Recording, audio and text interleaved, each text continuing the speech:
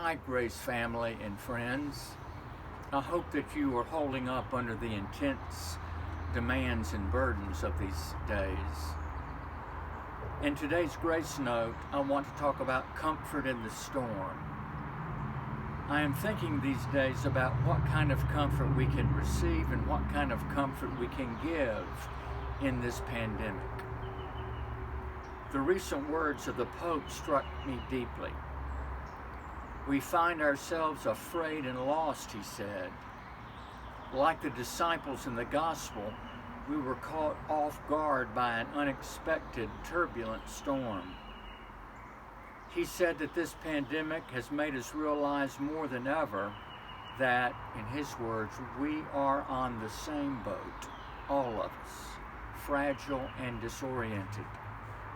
Then he spoke of how each of us has a contribution to make, and how one of these is in comforting each other.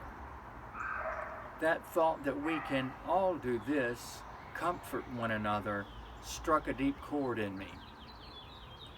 Most of the biblical words of comfort arise out of a moment of dire conditions. As the prophet of the exile in Isaiah 40 heard this call from God, "Comfort, comfort ye my people. Speak tenderly to them," God said, "and tell them that their ordeal will come to an end." In John's Gospel, Jesus speaks of the Holy Spirit as comforter, and the word he uses is paraclete, which means literally to be called alongside. I pray that we can experience in this present storm the alongsideness of God.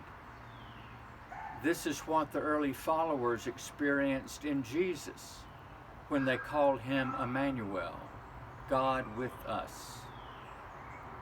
As Paul opened his second letter to the Corinthians, he used the same comfort paraclete word 5 times in one sentence. It is the God of all comfort, he says, who comforts us in all our affliction, so that we may be able to comfort those who are in any affliction with the comfort with which we ourselves are comforted by God. Comfort given and received and given on. There are words of false comfort around us, including preachers' words, maybe mine as well. The prophet Jeremiah warned in his day of those who say easy words in time of calamity, who say peace, peace, where there is no peace. So, there are those platitudes that leave us feeling worse. And there are the words that minimize the size of the storm, words of comfort which take little account of reality these days. But there is real comfort to be found, and real comfort we can give in the midst of the storm. There is much we can do to help those in our families and communities. We are seeing the heroic efforts of many in the face of this emergency, many at the risk of their lives and to the edge of their endurance.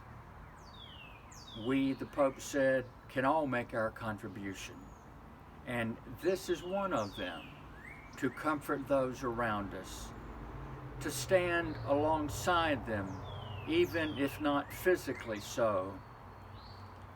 Offer love, speak tenderly, listen deeply, engage in caring action.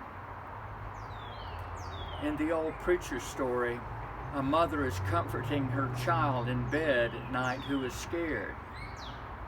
After a while, the mother rises to leave, and her child begs, "Please don't leave." The mother pats her on the back and says, "God will be with you." The girl said, "Yeah, but I want someone with skin on." You can be comfort with skin on. even if not now, skin on skin. I pray these days that you will be able to feel the comfort of God and that you will be able to pass it on to those around you. I close with a benediction I have often used, adapted from the benediction of William Sloane Coffin. May the Lord bless you and keep you. May the Lord make his face to shine upon you and be gracious unto you. May God give you the grace never to sell yourself short, the grace to risk something big for something good, the grace to remember that the world is too dangerous for anything but truth and too small for anything but love. So may God take your minds and think through them. May God take your lips and speak through them. May God take your hearts and set them on fire.